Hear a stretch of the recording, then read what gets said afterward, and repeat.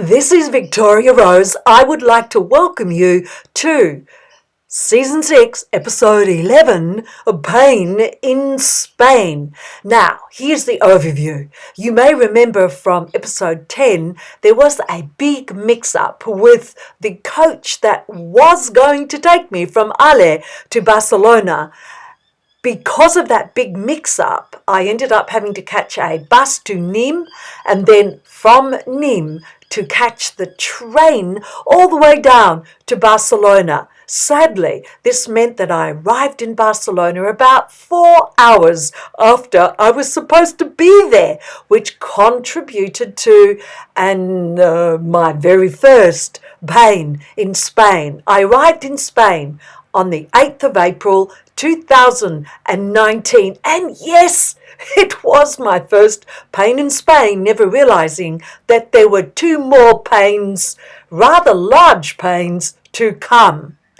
After surviving Barcelona, I then caught the train right through the centre. I thought, oh wow, how wonderful, I'll be able to have a look at the beautiful scenery. It was a slow train, took me almost 12 hours. And this is one of the better views that I saw. As you can see, not exactly enchanting. The other issue with catching the slow train as well was that there was nowhere to recharge my iPhone or my computer. In Seville, finally there, and as a result of the drama in Barcelona, I experienced another pain. Finally, I caught the coach from Seville down to Algodonales, which was the entire reason I actually ended up going to Spain.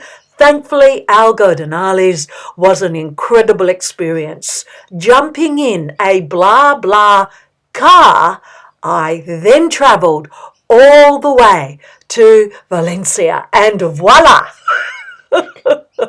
In Valencia, I had my third pain in Spain. Let's talk about Barcelona. Look at this incredible structure by Antoni Gaudi. I never realized that I would ever get to see this amazing church. I'm not one who's really big on churches. I certainly have a couple of favorites, and I can tell you right now that if you like seeing places that are magnificent, that are just jaw-droppingly beautiful, then you will not go wrong if you're in Spain, Barcelona, to pop into the Basilica of the Sagrada Familia. Have a look at this. The colours, the way that the whole structure is inspired by nature. Honestly, it is one of my most profound experiences. Sagrada Familia is Spanish for Holy Family. As we look at further images of the inside, you can see it's inspired by nature. These are trees. It soon became known as the cathedral, although it was not rightly available to be known as a cathedral. Even Gaudi himself came to know it as the cathedral, and you can see why. It really does not matter how many people are inside. The majesty, the impact of this totally grabs you.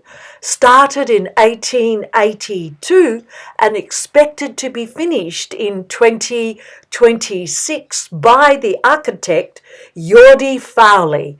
Let's see if they actually meet that deadline. You know, it's interesting how people view certain landmarks, certain experiences. On Google, there's a review that only has 1 star.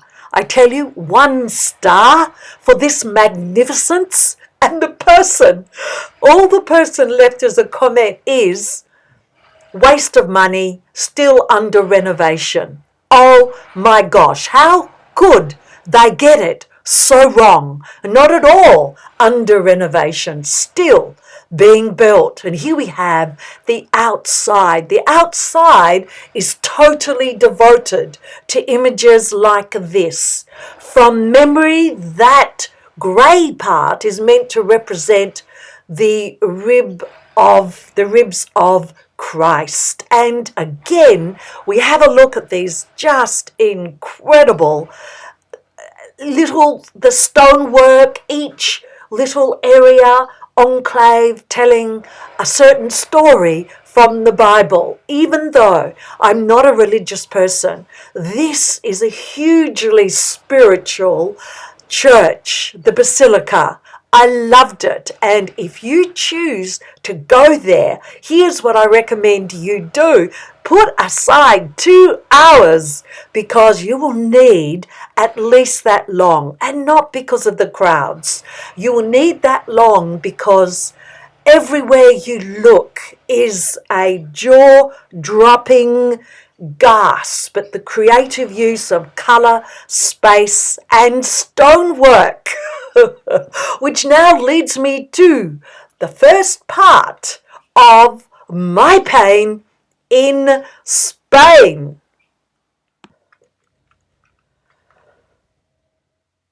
Then I travelled by train down to Seville. Have a look at these magnificent buildings. Seville, famous for its flamenco dancing, home to the oldest active royal palace in Europe. All of the structures that I saw there were, again, jaw-dropping. Moorish, Renaissance, Gothic structures, the culture, the sights, and the people, and felt incredibly safe in Seville. And glad that I was there at this time of the year, because all there, the closest water is the river. Look at this magnificent sunset. And even with all of this beautiful scenery, wonderful people, fabulous food, this is where I experienced my second pain in Spain, and this is what happened in Seville.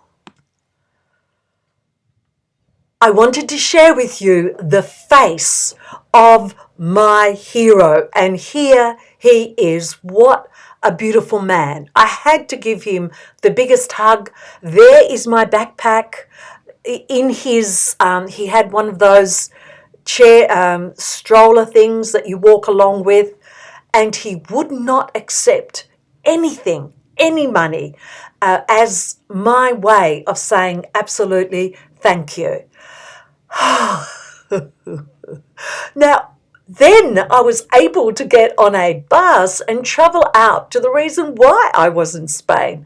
And here we have Algodonales. And finally, we have the amazing scenery, the landscapes that I had been longing for ever since I actually landed in Spain. How beautiful is this?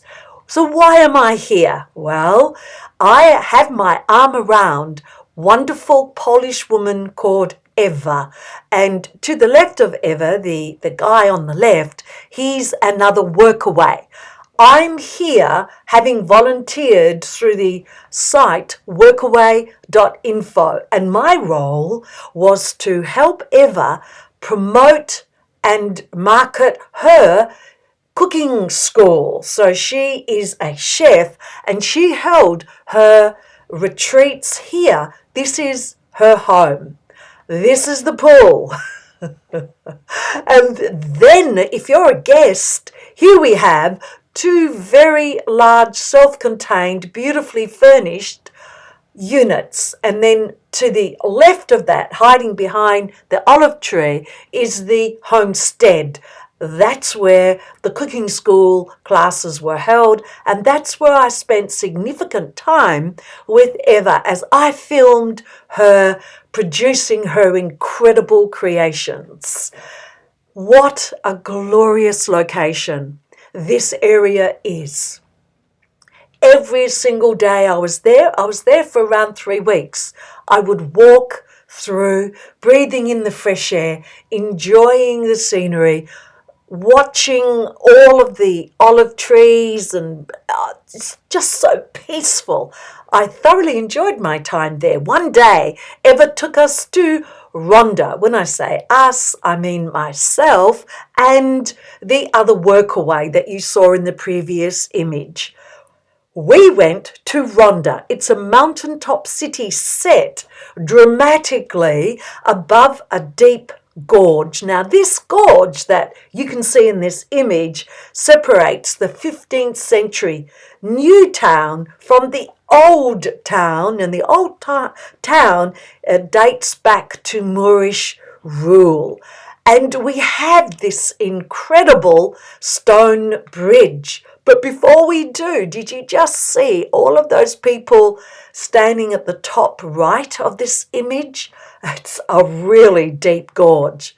Here is that stone bridge which joins the old town and the new town. It's magnificent.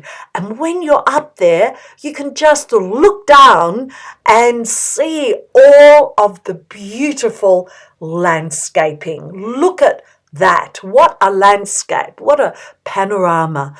Beautiful, enchanting. I had a really, really wonderful time in Algodonales. And that was where I recuperated, at least mostly, from my previous 2 pains in Spain. But then the day came when I got in that blah blah car and travelled all the way up to Valencia.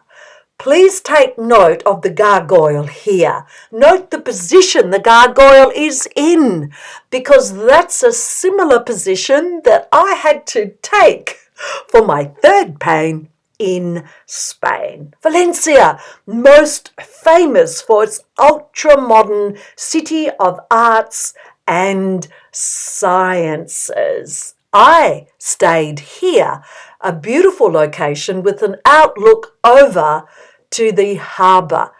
I had to take a picture of this lady with the hat. Those of you that know me know I just love hats, and this is where I stayed. I wasn't there for very long, and probably just as well. You'll find out why in just a minute. But Valencia, again, beautiful to walk around. It's a treasure trove for lovers of old architecture, and that would be me. It offers remains of its Roman foundations and its Moorish history. I adored these splendid medieval buildings. Luckily for me, just a few minutes walk away from where I was staying on the harbour is a gorgeous beach. But of course, on the way to the beach, one has to stop and have a gin and tonic. Delicious. 2 gin and tonics cost Australian dollars $19.44. So not that much cheaper than here, if indeed even cheaper at all, but certainly a first-class location. So sitting here looking out over this beach, and really enjoyable until the day, which was the next day, I decided to go and check out the markets. At the side of the markets is this beautiful, colourful location. So there we have the residential buildings at the top, and underneath we have all of the little restaurants and cafes. Valencia is the home of Paella. I actually went to this place to have. I love paella, and I went to this place to have paella. And that brings me to my 3rd pain in Spain. And so feeling just a tad weak, I had to move on. I had to say goodbye, Spain. good times and the times that were not so good. I caught a plane from Valencia. I needed to go to my next country, which is Albania, flying to Tirana. This Google map shows the plane flight at 7 hours and 55 minutes. Boy, was I fooled. You cannot catch a direct flight to Tirana. So you can go up to Munich, you can go up to the UK, or you can do what I did, which is I caught a flight to Istanbul with Turkish Airlines, waited around for a couple of hours for the next flight that took me to Tirana. Now, was there a drama in Tirana? We just have to find out in episode 12.